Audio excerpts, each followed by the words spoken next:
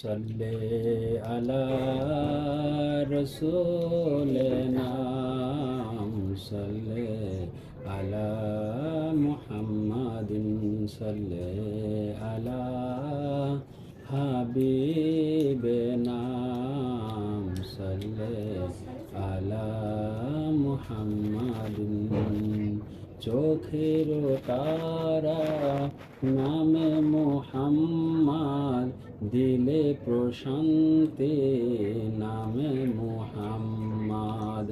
চোখের তারা নামে মুহাম্মদ, দিলে প্রশান্তি নামে মুহাম্মদ।